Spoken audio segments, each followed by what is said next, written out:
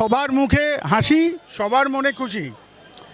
পশ্চিমবঙ্গ রাহুমুক্ত হলো, ডাইনি মুক্ত হলো এবং ভারতবর্ষ তার নিজের সুরক্ষার দিকে আর এক ধাপ এগিয়ে গেল।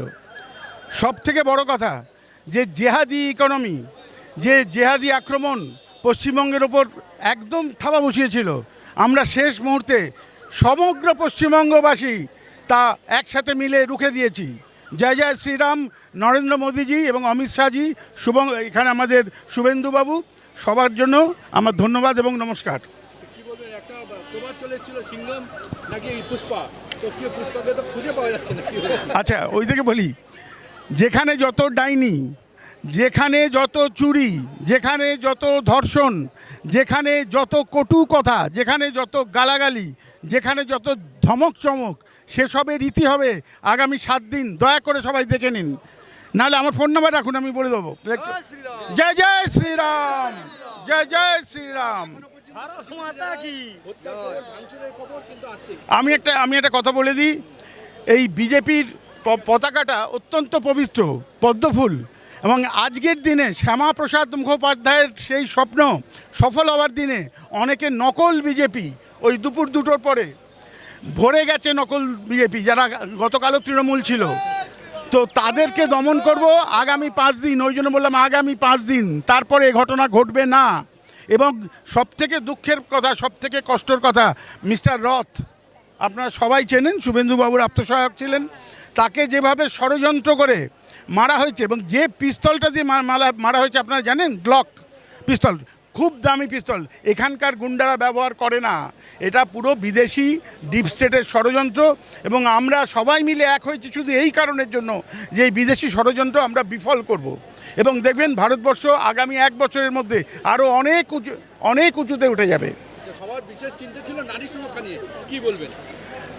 পশ্চিমবঙ্গে নারী সব থেকে অসুরক্ষিত ছিল, আমি সত্যিই বলবো।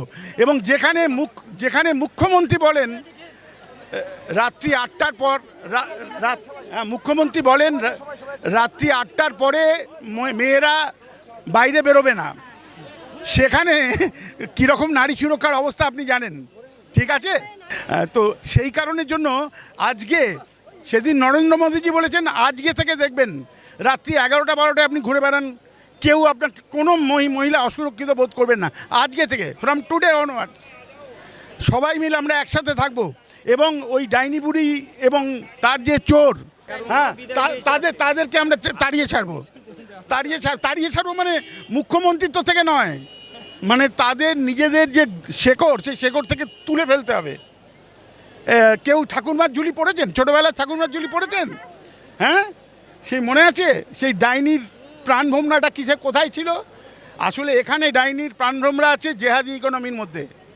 এটা বলে দিলাম, জেহাদিদের হাতে যদি আমাদের টাকা যায়, উনি আরও বেশি শক্তিশালী হবেন। সেইখানে যেন আমাদের অর্থ না যায়, এর থেকে বেশি এখানে বলা উচিত নয়। নিশ্চয়ই পরে আমি ফেসবুকে অন্য জায়গায় বলবো। ভারত মাতা কি, ভারত মাতা কি জয়। মোদিজি নিজে এখানে উপস্থিত ছিলেন, তার মানে উনি কতটা এই ব্যাপারটাকে সিরিয়াসলি নিয়েছিলেন? উনি নিজে না, তার আগে একটা কথা বলুন, মোদিজি আজ থেকে ঠিক 7 দিন আগে সর্বসমক্ষে বলেছিলেন যে আমরা 200-র বেশি সিট পেয়ে জিতবো। এখানে কজন আছে বিশ্বাস করেছিলেন? না, আমি সবাই এতটা বিশ্বাস করা হয়েছিল, 170 তাই না? বিশ্বাস করেছিল, আমরা এতটা হবে বিশ্বাস করে। আমাদের সনাতনের সব থেকে পবিত্র সংখ্যা 108, 108 না? আমরা 100 + 108, 208 পেয়েছি না? একদম। এবং আর একটাও পেতে চলেছি, বলে দিলাম, আর একটা পেতে চলেছি।